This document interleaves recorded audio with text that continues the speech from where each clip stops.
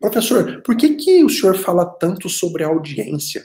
Por que que o senhor tem um canal no YouTube e no Instagram, onde a maioria dos vídeos aí tem relação com a sala de audiência, com a prática da sala de audiência? Eu falo sobre audiência porque é o ponto mais importante do processo. Eu costumo dizer que se o seu cliente tem direito, se você escreve uma bela petição inicial, mas se chega na audiência e você comete um deslize, você pode colocar tudo a perder. É na audiência onde você vai apresentar para o juiz a prova daquilo que você disse na inicial ou na contestação. Sem apresentação de provas, simplesmente o direito do seu cliente não vai ser reconhecido. Então eu não tenho dúvida em afirmar que esse ponto mais importante do processo a gente precisa estudar e a gente precisa conhecer cada vez mais. Eu também falo sobre audiência porque é o local onde você não pode errar.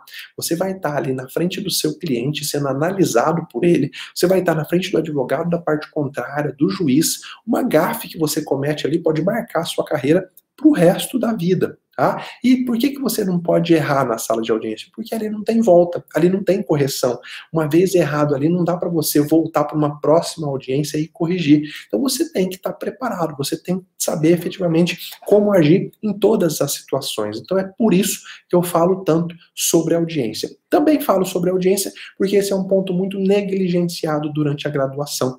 São raros aqueles profissionais que durante lá o curso de direito têm a oportunidade de se aprofundar na prática da sala de audiência. Só faz isso quem tem a sorte de estagiar aí com um advogado, né, cujo advogado sempre leva para as audiências. Agora a grande maioria simplesmente não tem contato com a prática durante a faculdade. E aí depois de formado precisa encarar esse ato tão importante e geralmente fica com medo, não sabe o que fazer, não sabe como agir. Por isso que eu falo tanto sobre audiência. E agora, nesse momento da história que nós estamos vivendo, onde as audiências estão migrando para videoconferência, é ainda mais importante que você tenha uma boa atuação. Por quê? Porque agora a audiência ela é filmada na íntegra. Tudo o que acontece na audiência, o seu comportamento, o jeito que você fala, o jeito que você age, está gravado. E basta fazer isso para que você vire aí um meme da internet. Se você cometer uma grande gafe, a audiência está gravada. Não custa nada para uma pessoa maldosa aí tirar um print, aí, tirar um trecho da sua atuação e disponibilizar nas redes sociais e você virar chacota de todo mundo, inclusive do seu cliente. Por que que eu falo isso? Não é para te assustar, não. Na verdade, eu falo isso para você ficar atento e ficar alerta como é importante você se preparar para a sala de audiência, mais ainda agora, com a videoconferência, com tudo sendo gravado. Até um pouco tempo atrás, tirando de lado a videoconferência, a atuação do advogado ela não era 100% filmada na audiência. Só se filmava e gravava o depoimento de uma testemunha. Agora, os debates, o jeito de se expressar, as alegações que às vezes eram feitas por escrito, né? Agora, na videoconferência, tudo vai acontecer ali de forma oral e tudo, efetivamente tudo gravado. Por isso que é importante que você tenha todo esse conhecimento. Sabe por que que eu tenho feito questão de te passar as técnicas, as práticas da sala de audiência? Porque quando você tem a técnica, o seu medo simplesmente vai embora. Eu sei que a audiência é um momento de muito medo, de muita tensão. E a maioria das pessoas tem esse medo por conta do desconhecido. Como não sabe efetivamente o que vai acontecer na audiência, a gente entra em pânico. Como se preparar para a nova audiência de custódia? Por que que eu tenho chamado a audiência de custódia de nova audiência de custódia? Porque muito recentemente, no começo desse ano, surgiu aí o famoso pacote anticrime, no começo de 2020, né, surgiu o pacote anticrime, que trouxe uma previsão no Código de Processo Penal sobre a audiência de custódia. Até então, não havia previsão no Código de Processo Penal para audiência de custódia.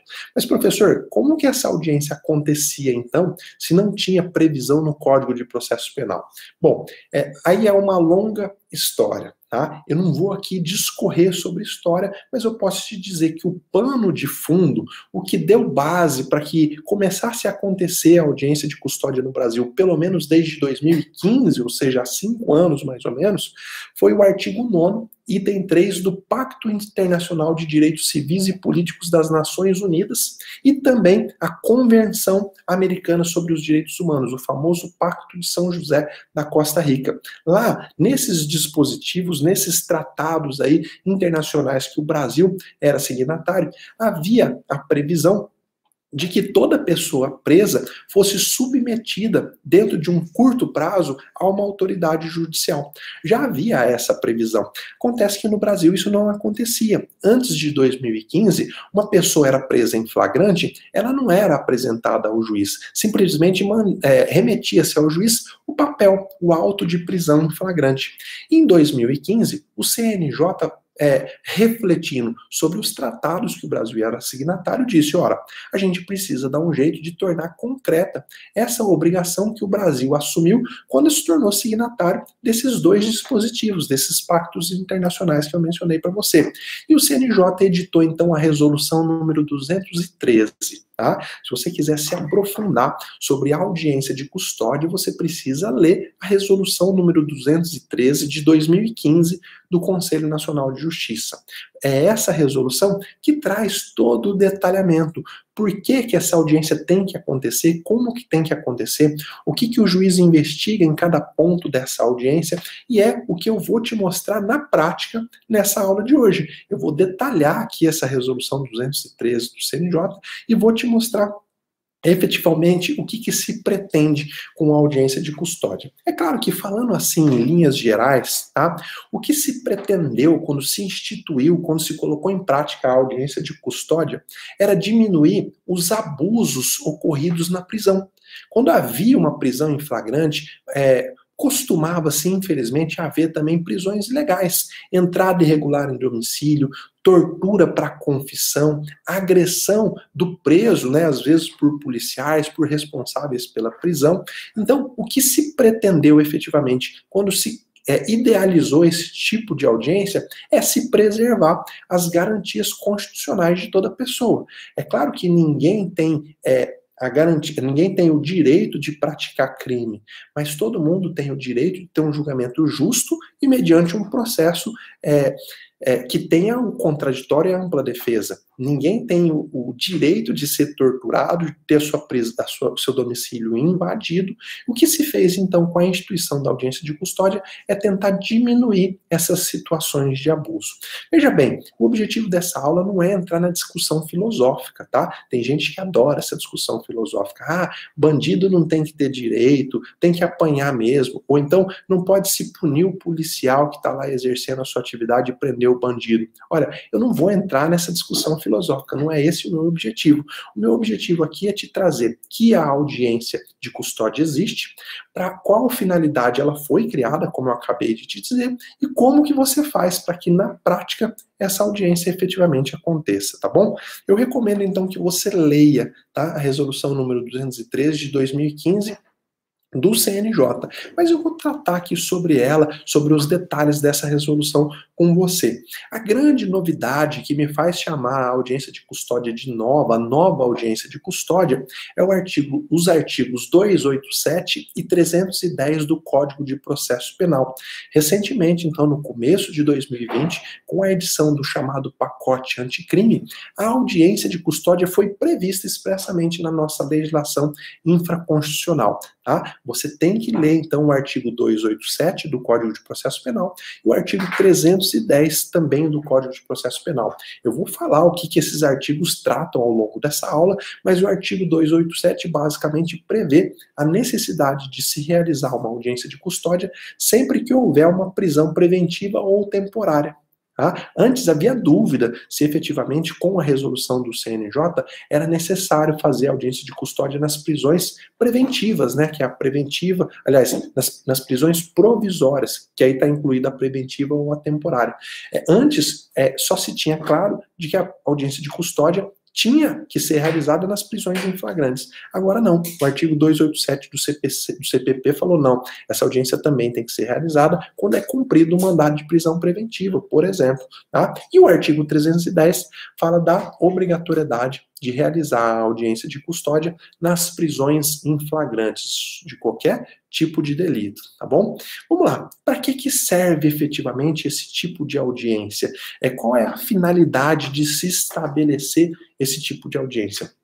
Essa audiência, então, ela acontece quando uma pessoa é presa e ela deve ser apresentada à autoridade judicial no prazo de 24 horas após a comunicação do flagrante.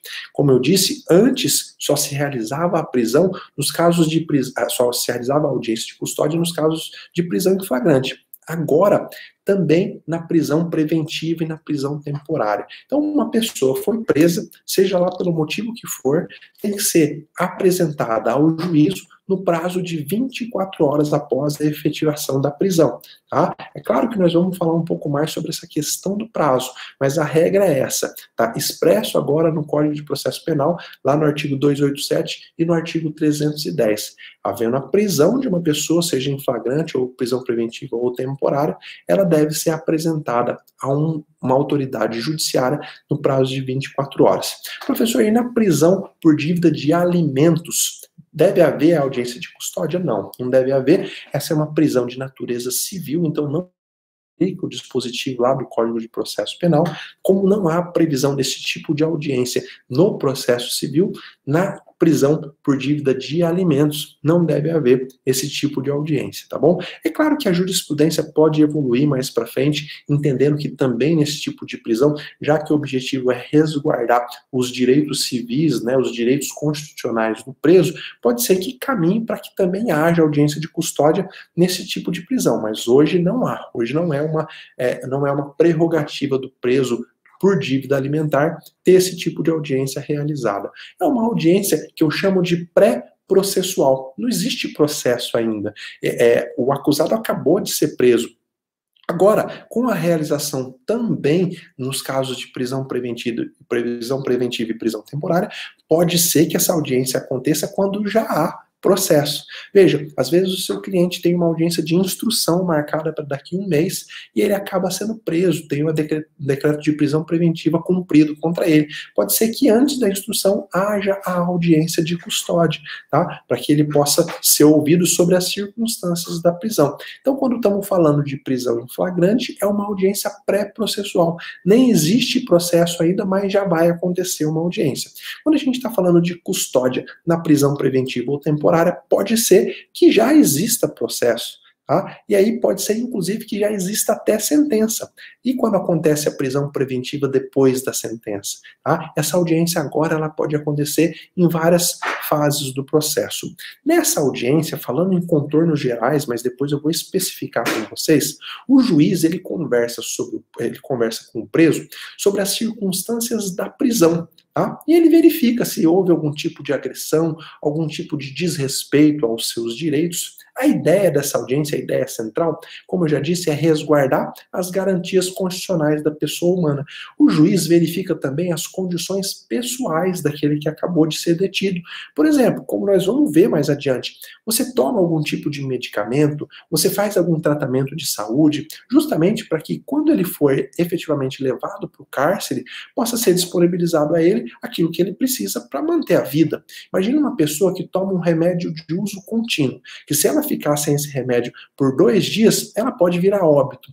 Sem a audiência de custódia, dificilmente na prática alguém perguntava para ela, você toma algum tipo de remédio? Talvez só iriam descobrir isso quando a pessoa passasse mal e morresse lá dentro da delegacia ou dentro do presídio. Essa audiência, então, faz com que o juiz investigue esses fatos. Primeiro, as circunstâncias da prisão e segundo, as circunstâncias pessoais. Por exemplo, uma mulher pode estar gestante, inclusive no momento de uma prisão em flagrante. É necessário dar um tratamento diferenciado para uma pessoa que está gestante, não tenha dúvida disso.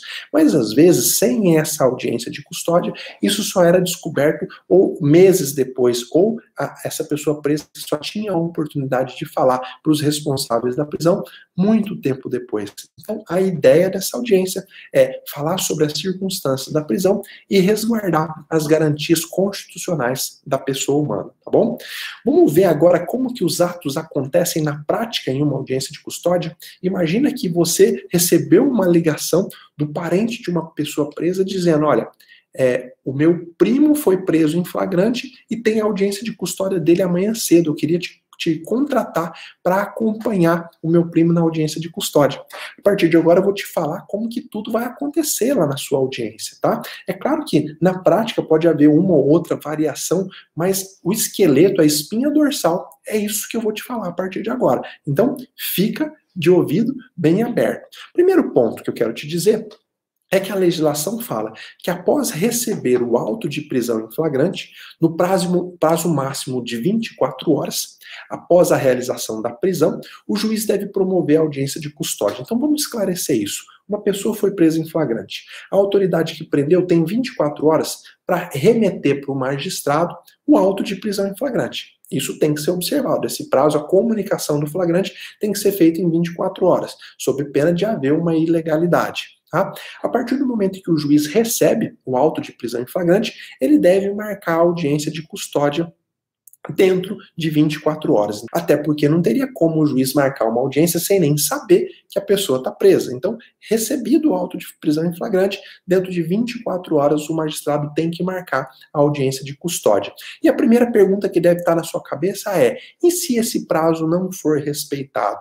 O que acontece? A pessoa tem que ser solta? Ela tem que sair em liberdade? Olha, o artigo 310, parágrafo 4º do Código de Processo Penal fala que sim, se esse prazo não for respeitado, a pessoa tem que ser colocada em liberdade. E, agora, é claro que sempre ressalvando a possibilidade do juiz decretar a prisão preventiva, que é uma coisa diferente da prisão em flagrante. O que fala o parágrafo 4º do artigo 310? Eu vou ler aqui para você, para que isso fique bem claro para você.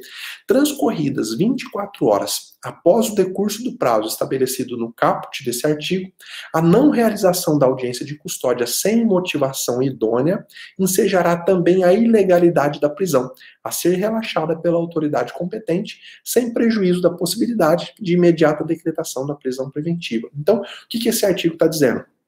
O juiz recebeu o auto de prisão em flagrante.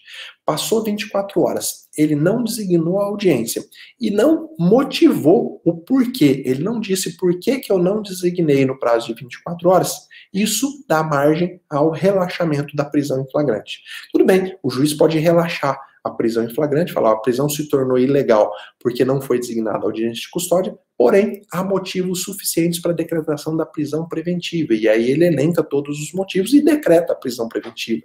Aí a pessoa está presa não pelo flagrante, mas sim pela necessidade de uma prisão preventiva. Às vezes para resguardar a ordem pública, para resguardar a ordem econômica, para resguardar a instrução. Muda o motivo da prisão, deixa de ser o flagrante delito e passa a ser um dos requisitos lá previstos na nossa legislação para prisão preventiva. Agora, na prática, é assim que acontece. O juiz tem o prazo de 24 horas para designar ou para justificar por que não designou. Agora, um alerta muito importante, Essa aula, eu estou fazendo ela ao vivo, hoje, dia 18 de maio, então eu não sei o momento em que você vai estar assistindo essa aula, para aqueles que não estão assistindo ao vivo, né, mas para quem for assistir a gravação, precisa saber do seguinte: hoje, absolutamente hoje, esse dispositivo que eu acabei de ler para você, o 310 parágrafo 4º, ele está com a vigência dele suspensa. Por quê? Porque no dia 22 de janeiro,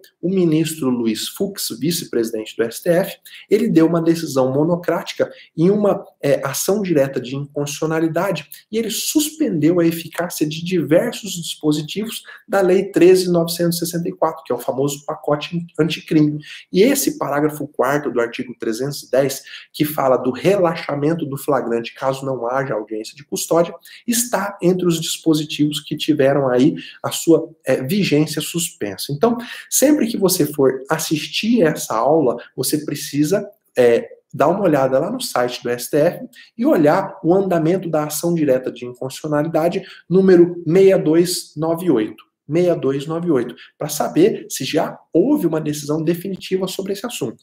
Hoje, dia 18 de maio, esse dispositivo está com a vigência suspensa. Então, se o seu cliente for preso amanhã e amanhã não for respeitado o prazo de 24 horas, não adianta você pedir o relaxamento da prisão com base no artigo 310, parágrafo 4º. Por quê? Porque hoje, dia 18 de maio, esse dispositivo está com a vigência dele suspensa por uma decisão do ministro Fux, tá? O que eu vou recomendar que você faça na prática? Como que você vai agir efetivamente na prática?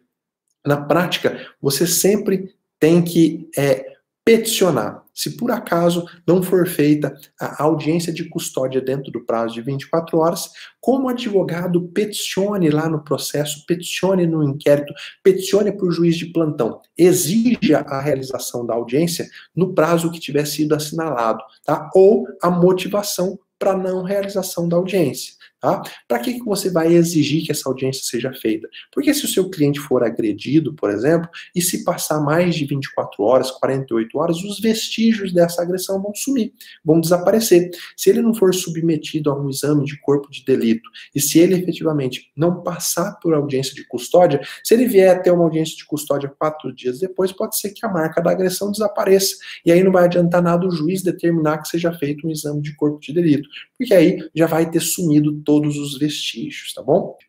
O STJ, ele deu uma decisão, o HC 485355, vou repetir, HC 485355, o STJ deu uma decisão determinando a liberdade de uma pessoa que havia sido presa, mas que não teve a designação da audiência de custódia. Eu deixo esse precedente do STJ para você poder analisar.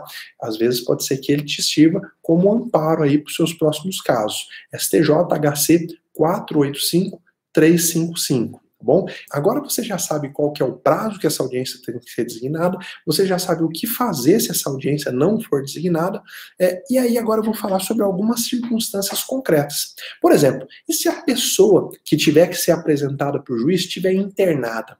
Pode acontecer que no momento da prisão essa pessoa aí tem uma perseguição policial, já aconteceu, eu já fiz audiência assim, e o preso tinha acabado de sofrer um acidente de moto, tá, na perseguição da polícia, ele sofreu um acidente de moto, se arrebentou todo e teve que ser internado.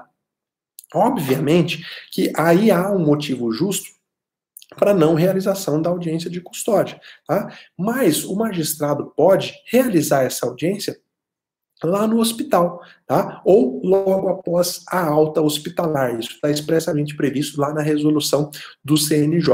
É claro que não é comum você ver o magistrado indo lá no hospital para realizar a audiência de custódia. Eu, particularmente, nunca fiz isso. Então, essa audiência ela pode acontecer depois da alta e aí vai estar justificada, vai ter um motivo idôneo, uma justificativa para não realização da audiência de custódia dentro do prazo de 24 horas. Agora, se efetivamente for um caso importante que a audiência tem que acontecer dentro de 24 horas. Se o réu ele está conseguindo manifestar a vontade dele, está conseguindo se expressar, é importante que você, como advogado, peticione. Peça a realização da audiência de custódia lá no local onde o réu está internado para provocar uma manifestação do juiz, para que o juiz diga, olha, infelizmente eu não consigo realizar essa audiência lá no hospital, tenho várias outras audiências para presidir agora nesse momento, o juiz tem que fundamentar. Tá? O importante é que você peticione. Você sempre mostra a sua boa-fé processual quando você se antecipa. Então, não vai deixar para alegar uma nulidade depois se você não peticionou, se você efetivamente não pediu. Sempre se adianta, sempre faça isso antes, para que o magistrado veja que realmente a sua preocupação era com a audiência de custódia, e não efetivamente com gerar uma nulidade para provocar a liberdade do seu cliente. Então, faz sempre efetivamente isso, peticiona antes. Agora você deve estar perguntando, tá bom, professor, quem que deve comparecer na audiência de custódia? E aí, o Código de Processo Penal, nessa alteração que sofreu com o pacote anticrime, ele fala que deve comparecer na audiência de custódia o acusado, o seu advogado constituído ou um membro da Defensoria Pública, né, o advogado dativo nomeado para o acusado, caso ele não tenha um, e também um membro do Ministério Público. Não dá para realizar a audiência de custódia sem a presença dessas partes. Minimamente, são essas as partes que têm que estar presentes, tá bom? Vamos para o segundo passo. Assim que for apresentado o preso, o que acontece na prática? O que tem que ser observado na prática? Vamos ver esses pontos agora? Então, assim que o preso é apresentado, que ele sai lá de onde ele está preso e é levado até a presença do magistrado, ele tem que ser garantido a ele o direito de se entrevistar previamente com o seu advogado em sala reservada. Tá? Eu sei que, infelizmente, isso não acontece em muitas comarcas. Às vezes o preso acaba tendo que conversar com o defensor dele, ali mesmo na cela, na frente de todos os outros presos, às vezes na frente até do policial, mas é importante que você, advogado que está assistindo, saiba que esse é um direito expressamente previsto aí nos dispositivos legais que tratam da audiência de custódia, especialmente lá na resolução do CNJ, resolução, vou repetir, 213 de 2015. Então, como advogado, você sempre deve exigir que essa conversa se dê em local em que outras pessoas não escutem, tá? Se isso não for possível, você tem que pedir para constar em ata, tá? Sempre antes de começar a audiência de custódia, você, advogado, tá? O defensor público, tem que ter o direito de conversar reservadamente com a pessoa presa, para que ela não se veja constrangida de contar o que efetivamente aconteceu. Imagina, se você vai conversar com o seu cliente e tem um policial ali do lado, o seu cliente vai ficar constrangido de narrar uma situação de agressão, de narrar uma suposição que ele tenha sobre os agentes que fizeram a prisão. Então, esse direito tem que ser resguardado. Ah, professor, se não for resguardado, você precisa fazer constar isso em ata. Lá na audiência de custódia, antes do juiz começar a ouvir o preso, você pede a palavra e fala, excelência, não me foi resguardado o direito de me entrevistar separadamente, de forma reservada com o meu cliente. Eu gostaria que esse direito fosse respeitado antes da gente iniciar a audiência. Se o magistrado garantir esse direito, ótimo, o problema está superado. Se o magistrado não garantir esse direito, peça para constar em ata, peça para consignar em ata, para que você possa aí tomar uma providência posterior. Seja aí um HC pedindo a liberdade, pedindo a nulidade dessa audiência, a postura que você vai tomar depois é menos importante do que você tem que fazer ali na hora da audiência. O importante na hora da audiência é consignar em ata. Não adianta nada você deixar a audiência passar e depois formular um pedido dizendo que, olha, não foi resguardado o direito de me entrevistar com o meu cliente. Isso tem que constar na ata da audiência, tá bom? Isso é o mais importante. Agora, vamos para o terceiro passo, vamos entrar na oitiva do acusado, né, daquela pessoa presa, o que pode, o que não pode ser perguntada para ele, vamos lá? Bom, então, você teve resguardado o direito de se entrevistar com o seu cliente, ele sentou na frente do magistrado e antes do juiz começar a ouvi-lo, a perguntar sobre as circunstâncias do crime, sobre a vida pessoal dele, o juiz tem que esclarecer que o seu cliente tem o direito de permanecer calado.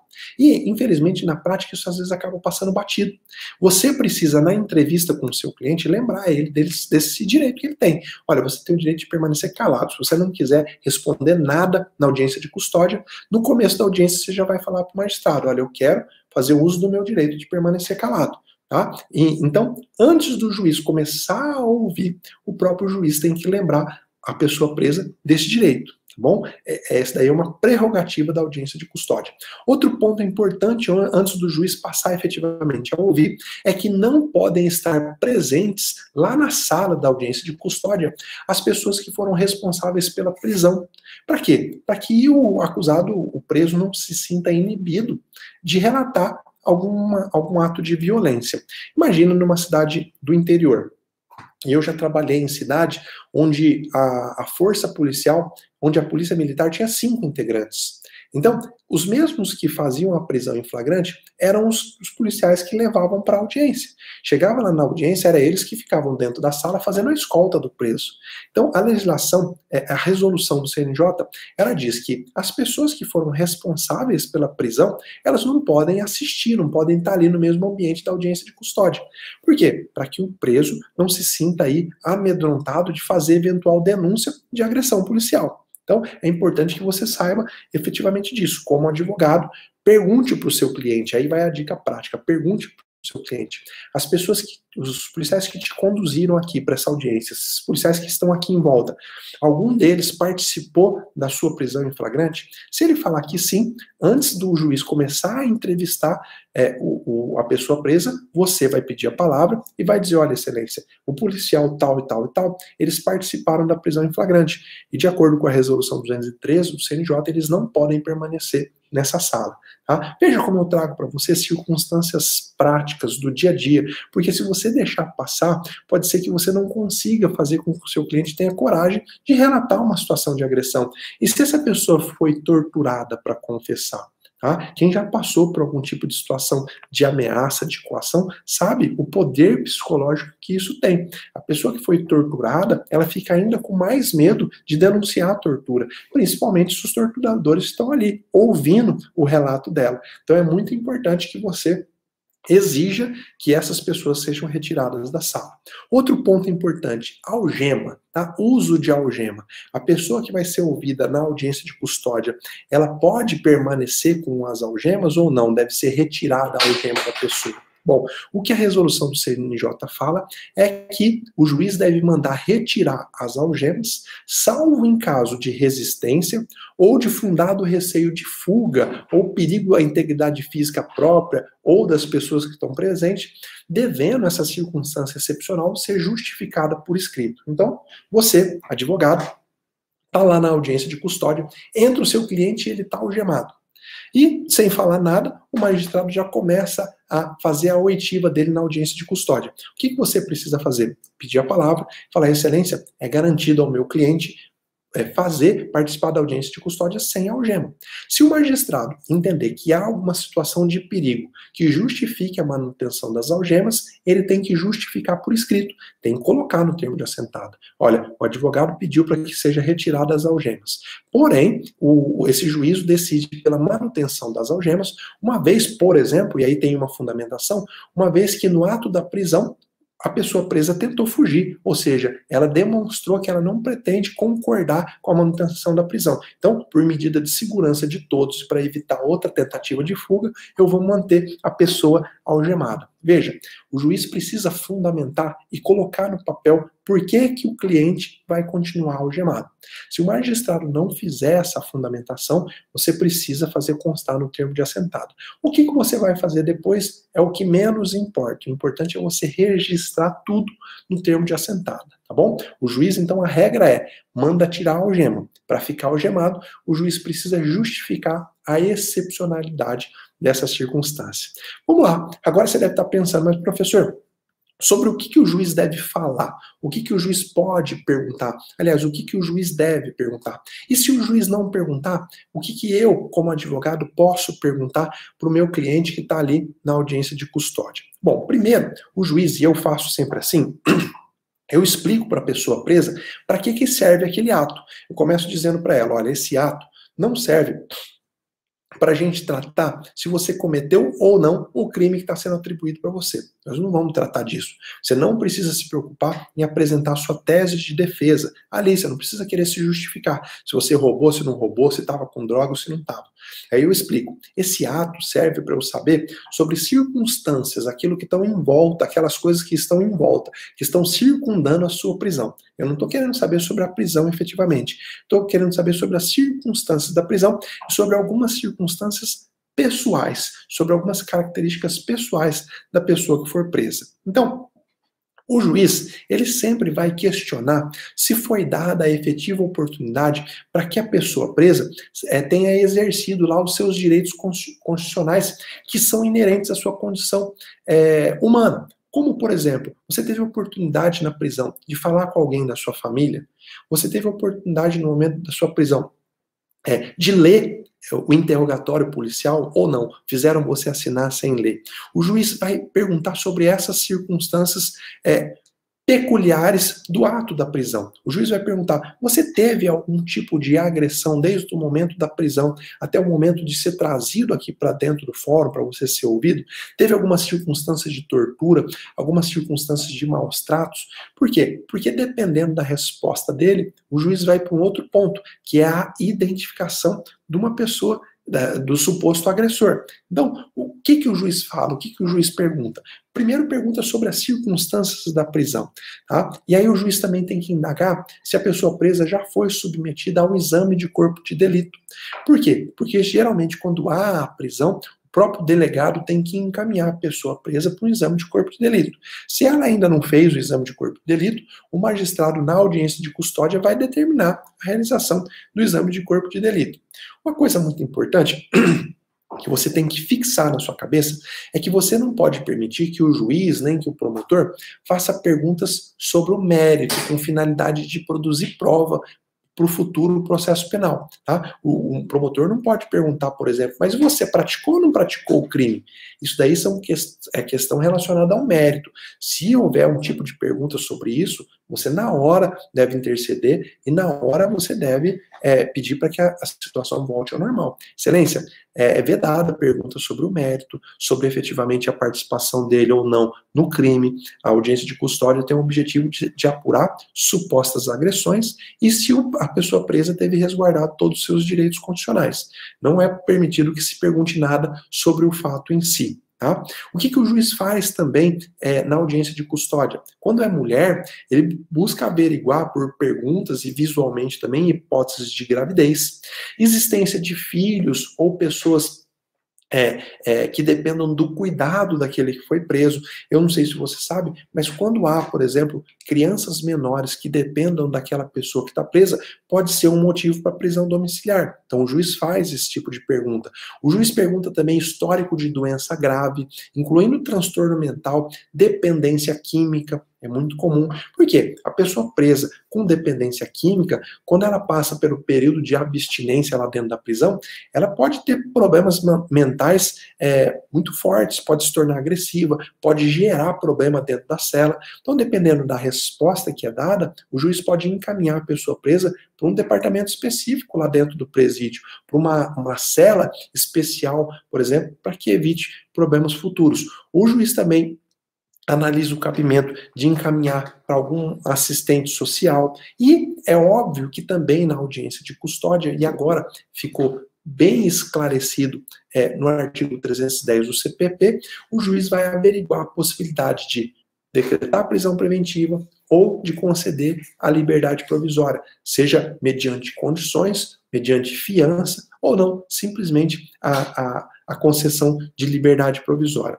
É isso que acontece. Esses são os atos que acontecem dentro da audiência de custódia. Esses são os assuntos que o juiz pode tratar. Depois que o juiz trata sobre todos esses assuntos, faz todas essas perguntas, o que ele faz? Ele pergunta se o Ministério Público tem alguma pergunta para fazer para a pessoa presa e depois para a defesa. A defesa sempre pergunta por último. Tá? É óbvio que depois da defesa, se surgir alguma circunstância nova, o magistrado pode voltar a fazer pergunta. Mas se ele fizer isso, depois ele tem que passar novamente a palavra para o Ministério Público e depois novamente para a defesa. Por quê? Porque a defesa sempre fala por último.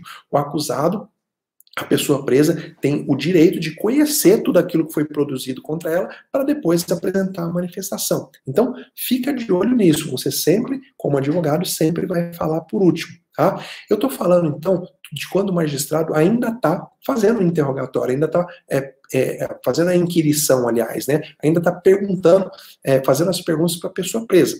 Ele faz as perguntas, o Ministério Público faz as perguntas e você faz as perguntas. Agora, atenção sempre redobrada nas perguntas do Ministério Público.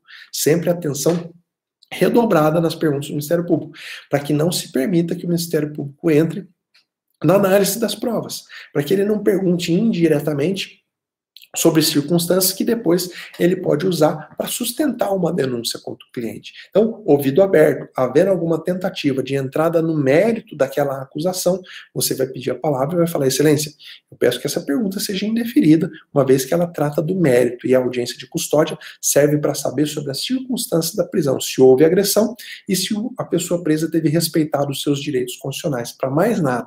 Tá bom? E aí tá, terminada a oitiva, o juiz ouviu a pessoa, geralmente na prática eu peço para a pessoa aguardar lá fora, para a pessoa presa aguardar lá fora, e aí entra a fase aí dos debates. O juiz vai passar a palavra para o Ministério Público, e o Ministério Público ali vai ter que sustentar. Ele pode pedir, por exemplo, o relaxamento da prisão em flagrante, ele pode pedir a concessão da liberdade provisória com ou sem a aplicação de medidas cautelares, e o Ministério Público pode pedir também a decretação da prisão preventiva, além de outras medidas, né, como, por exemplo, o exame de corpo de delito, perícia, tudo pode ser pedido ali na audiência de custódia. Tá? Agora, o juiz passa a palavra depois para você, e você também pode formular as mesmas coisas. Você pode ali formular o pedido de liberdade do seu cliente, você pode pedir a apuração de todas as medidas relacionadas com supostas agressões. Por isso que eu coloquei no nosso mapa mental, se você tem acesso ao mapa, se você não tem, depois você pega no canal do Telegram, que como advogado, você deve ir para essa audiência preparado para formular todos os pedidos pertinentes, inclusive liberdade, alteração do local da prisão, exame de corpo de delito e tudo mais. Então, a família te procurou para você acompanhar o preso na audiência de custódia, já levanta comprovante de residência, comprovante de trabalho, já levanta histórico prisional, né, antecedentes criminais. Para quê? Para que lá na audiência de custódia, depois que for feita a inquirição da pessoa presa, você possa, a hora que o juiz te passar a palavra, formular o pedido de liberdade, tá? Apresentar efetivamente aquela pretensão do seu cliente. Se durante a narrativa do seu cliente, durante a fala do seu cliente, ele narrou agressão policial, eu sempre recomendo que no momento da sua manifestação, você dê bastante ênfase a isso nas suas manifestações, tá? Por quê? Porque isso pode ser a salvação do seu cliente em juízo. Porque pode ser que ele consiga fazer desacreditar uma prova. Imagina que o seu cliente chega todo estrupiado para a audiência, todo machucado. E aí, lá no auto de prisão em flagrante, não tem nenhuma narração dele ter sofrido algum tipo de acidente. Ele está todo estrupiado. E, coincidentemente, ele confessou lá perante a autoridade policial. Só que na audiência de custódia ele fala, olha, eu tô assim porque eu fui espancado. Tá? Lá na polícia me falaram que se eu não confessasse, eles iam me bater. Tá? E aí, na sua manifestação na audiência de custódia, você tem que dar ênfase nisso. Você tem que dizer, olha, tá, é óbvio que o cliente só confessou porque foi torturado. Olha como que ele se apresentou perante Vossa Excelência, cheio de hematoma. Você tem que descrever todos os hematomas, para que quem for ler lá na frente, num eventual recurso no HC, o desembargador possa imaginar a pessoa com todos esses hematomas. Quanto mais minucioso você for, mais fácil fica de você convencer uma pessoa lá na frente. E aí eu anotei aqui um tópico para te mostrar como estruturar um pedido de liberdade. Se você não está acostumado a fazer pedido de liberdade, eu elaborei um tópico aqui para te mostrar como estruturar. Eu vou voltar nele mais adiante. Primeiro eu quero falar sobre mais um ponto importante do pacote anticrime. Tá? O pacote anticrime que foi aprovado no começo de 2020, ele traz um dispositivo que já se questiona a constitucionalidade dele. Ele fala de uma proibição genérica de concessão de liberdade provisória lá na audiência de custódia. É o parágrafo 2º do artigo 310. Ele fala assim, o juiz deve negar pedido de liberdade provisória se a pessoa presa em flagrante for reincidente, integrar a organização criminosa armada ou milícia e também estiver portando arma de fogo de uso restrito. Então, a legislação fala que o juiz deve negar a liberdade provisória nessas 3 circunstâncias, mas o STF já decidiu mais de uma vez que é inconstitucional qualquer lei que proíbe a liberdade provisória de forma genérica, tá? Que é o que aconteceu aqui. O STF entende que a liberdade provisória, para ela ser denegada, o juiz deve analisar as condições pessoais e não a liberdade genérica baseada no tipo de crime. Tá? O STF já decidiu que isso é inconstitucional. Eu vou colocar aqui um HC para você, tá aqui no nosso mapa mental, o HC número 104.339. HC 104.339, tá? O STF já decidiu que qualquer dispositivo legal que fale sobre proibição genérica de liberdade provisória está eivado de inconstitucionalidade. Ainda não houve a decretação de inconstitucionalidade desse parágrafo 2º do artigo 310. Essa norma está em vigor, ainda não houve a decretação da inconstitucionalidade desse dispositivo. Mas talvez você, como advogado, possa sustentar a inconstitucionalidade em caso concreto. Tá? Por isso que eu fiz questão de te trazer, de te apresentar exatamente o que acontece nesse caso, tá bom? Dando sequência, depois que o juiz, então, depois que você apresentou o seu pedido de liberdade, que eu vou te mostrar daqui a pouco como estruturar, o juiz vai decidir sobre esses pedidos da parte, tá? O juiz decide efetivamente se vai colocar em liberdade, se vai decretar a prisão, se vai estabelecer medidas cautelares, mas o ponto também muito importante que o juiz determina, isso você tem que ficar de olho lá no termo de assentada, é quais providências serão tomadas em caso de relato de agressão. Imagine então que o seu cliente relatou que foi vítima de agressão. Por isso que ele confessou na autoridade policial. O que o juiz tem que investigar? O juiz tem que procurar descobrir, perguntando para ele, as características do agressor. O agressor tem que ficar muito bem identificado. Por quê?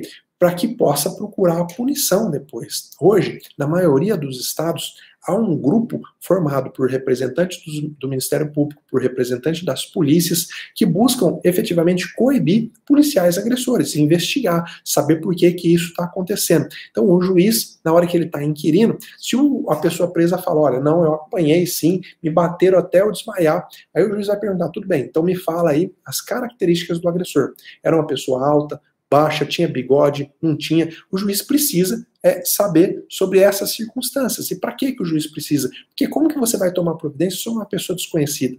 Tá?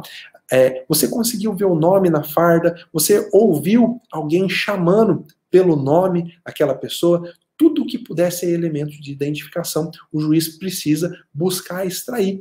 Por quê? Porque lá no final, lá no termo de assentado, o juiz vai determinar que peças sejam remetidas para a autoridade do Ministério Público, para a corregedoria da Polícia Civil, ou Militar, ou Guarda Municipal, seja lá o que for, para apurar essa suposta agressão. Então você precisa conversar com o seu cliente para que ele busque na memória a maior quantidade de dados suficiente para identificar o agressor.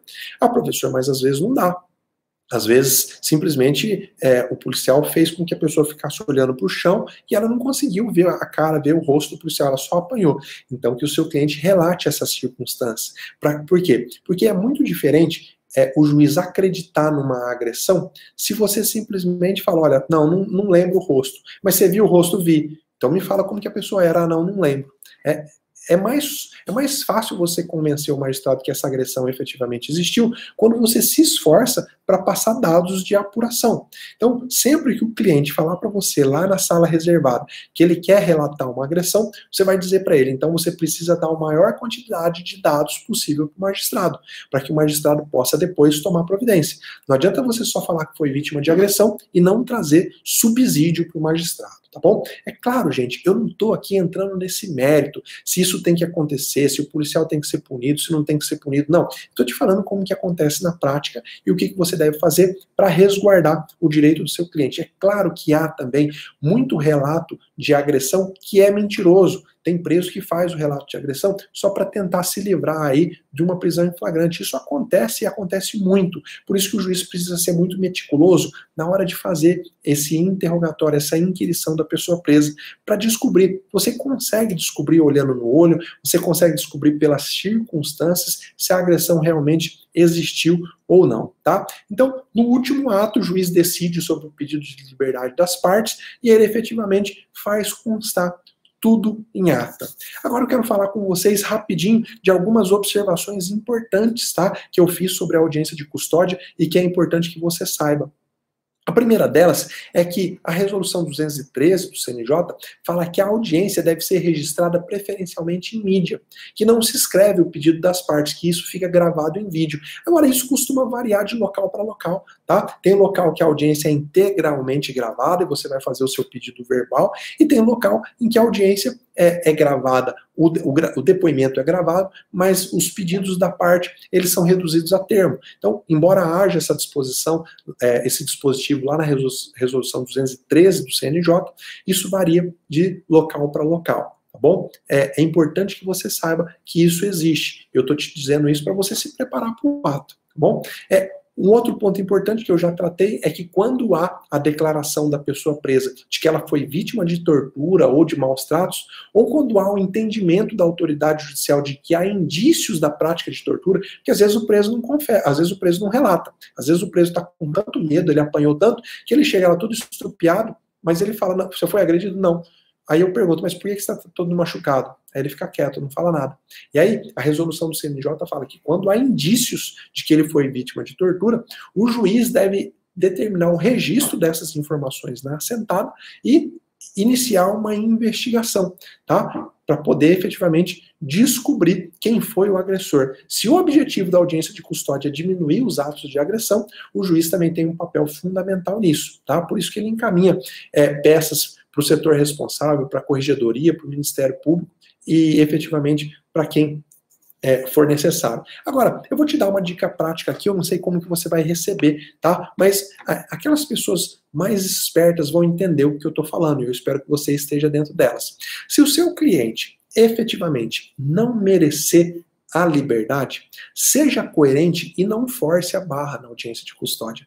Peça uma medida cautelar alternativa à prisão, por exemplo. Você vai ficar bem aos olhos de todo mundo que está participando. Por que eu estou dizendo isso? Várias vezes já aconteceu, o sujeito chega lá preso em flagrante por homicídio. E aí eu olho o antecedente dele, ele tem 4 homicídios nas costas, e ele estava em liberdade porque ele fugiu da prisão. E aí o advogado, parece que ele simplesmente ignora tudo isso. E a hora que eu passo a palavra para ele, ele fala, olha, requer a liberdade provisória, uma vez que o cliente não merece ficar preso. Ora, o advogado sabe que ele merece ficar preso. Ele tem que ter um mínimo de coerência. Ele pode pedir uma medida cautelar alternativa à prisão. Mas o que eu estou te dizendo é, analise o seu caso concreto e não force a barra. É claro que, na dúvida, você sempre deve advogar em favor do seu cliente. Agora, não perder o bom senso, não passar por ridículo. Assim como também vale para o Ministério Público.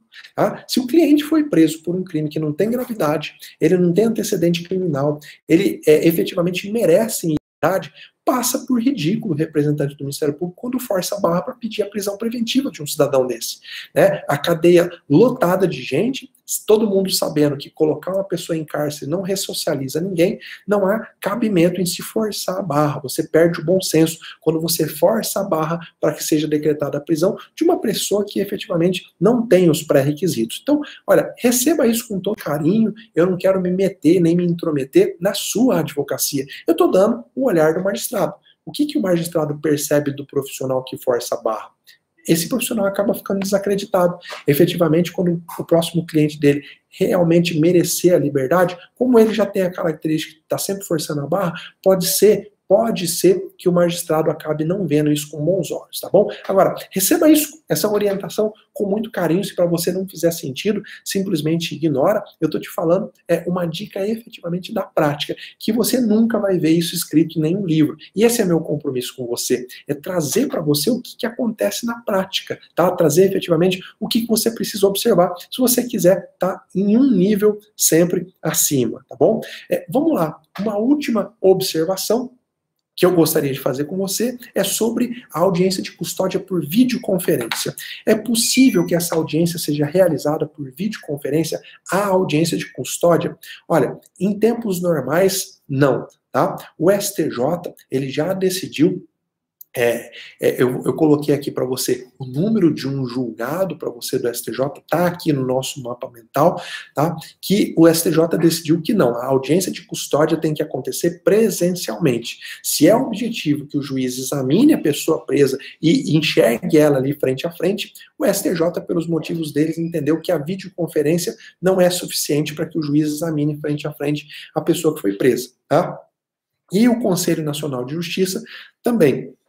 No procedimento administrativo número 8866-60 de 2019, o Conselho Nacional de Justiça suspendeu as regras de um estado, se não me falha a memória, eu não sei se foi Santa Catarina ou Ceará, o CNJ suspendeu as regras de um desses dois estados que permitia a realização de audiência de custódia por videoconferência. Então o CNJ sinalizou que não, essa audiência tem que ser presencial. Isso vale para tempos normais, tá bom? Agora, em tempos de Covid-19, onde as audiências estão suspensas, estão acontecendo por videoconferência, aí vale a pena você ler a recomendação número 62 do Conselho Nacional de Justiça. A recomendação número 62 abre a possibilidade, tá, de ser realizada a audiência de custódia por videoconferência ou até mesmo não realizar a audiência de custódia. O CNJ, através da recomendação número 62, ele fala que a pandemia do Covid-19 pode ser usada como motivação idônea, da forma prevista lá no artigo 310 do CPP, para não realização da audiência de custódia. Então, por óbvio, e a gente tem que entender, se o CNJ autorizou a não realizar a audiência de custódia para evitar aí a contaminação pela Covid-19, muito menos pior do que não realizar, é realizar por videoconferência. Então, eu não tenho dúvida que eu, como magistrado, estando no plantão criminal, tá, eu vou realizar as audiências de custódia por videoconferência, porque eu prefiro realizar assim do que não realizar. Pelo menos pela videoconferência, eu consigo ver marcas de agressão, eu consigo perguntar para para a pessoa presa se ela foi agredida ou não, coisa que não vai acontecer se eu simplesmente não realizar a audiência de custódia. Então, grava isso, anota isso. Em tempos normais, a audiência de custódia por videoconferência, o STJ e o CNJ já disseram que não. Se for realizada, no seu caso concreto, é um motivo para um pedido de relaxamento da prisão em flagrante. Agora, em tempos de Covid-19, efetivamente, sim, é possível fazer a audiência de custódia, como também é possível sequer realizar a audiência, tá bom? Agora, antes da gente finalizar, antes da gente acabar, eu vou falar aqui com você sobre como estruturar um pedido de liberdade. É claro que eu vou falar de uma forma bem abreviada, mas eu acredito que eu tenho informação importante para te dar.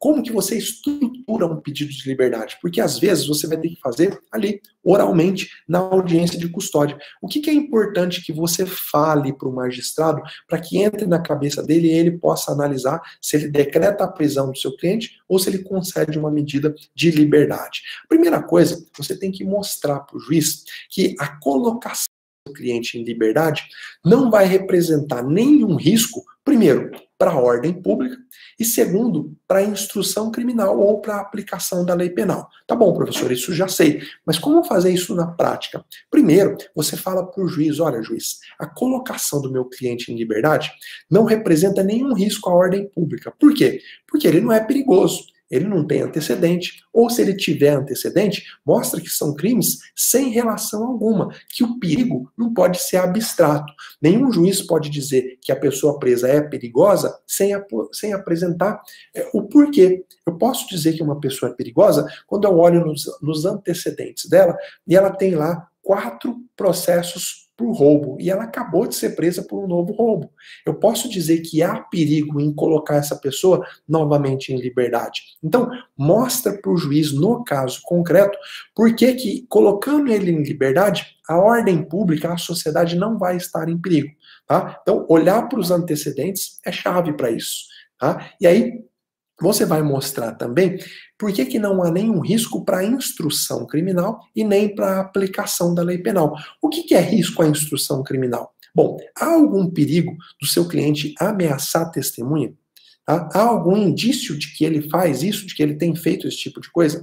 Há algum indício de que ele vai tentar fugir caso ele seja colocado em liberdade e com isso vai ficar em risco a aplicação da lei penal?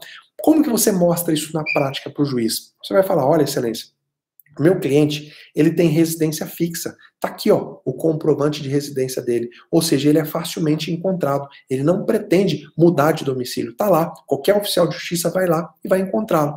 Ele tem emprego, olha aqui a declaração do empregador. Ele trabalha há tantos anos em determinada fazenda ou em determinado emprego. Tá aqui, ele tem raiz na comarca. Ele tem família para cuidar. Olha aqui, ó, 4 filhos. Então, tudo está a indicar que, sendo colocado em liberdade, ele não vai fugir, ele não vai atrapalhar a instrução. Nada indica que ele vai tentar se furtar a aplicação da lei. Tá? O que você pode sugerir para ainda reforçar o convencimento do magistrado?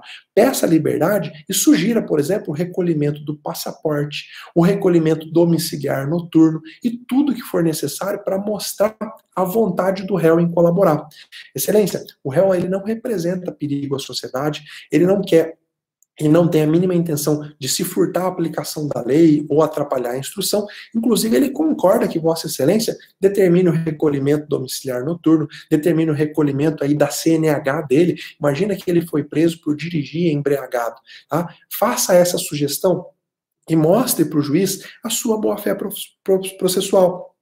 E aí, por isso que eu disse, se houver algum risco, tá? Se houver alguma demonstração de que o seu cliente representa risco à sociedade, à ordem pública, à aplicação da lei penal, peça a aplicação de medidas alternativas à prisão. Apele aí para a lotação do sistema carcerário, para questões humanitárias. Inclusive agora, em época de Covid-19, o CNJ recomendou o não encarceramento.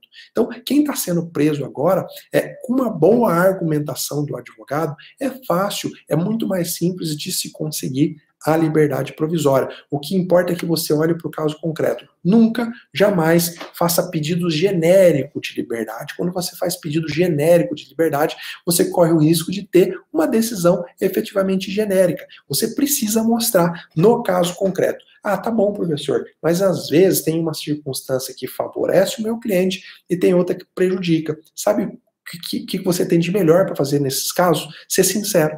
Você pode falar, excelência, embora determinada circunstância pareça prejudicar o meu cliente, por exemplo, ele não tem emprego lícito, ele se compromete a, no prazo de tanto tempo, arrumar efetivamente um emprego, nem que seja um emprego de diarista, e comprovar a vossa excelência.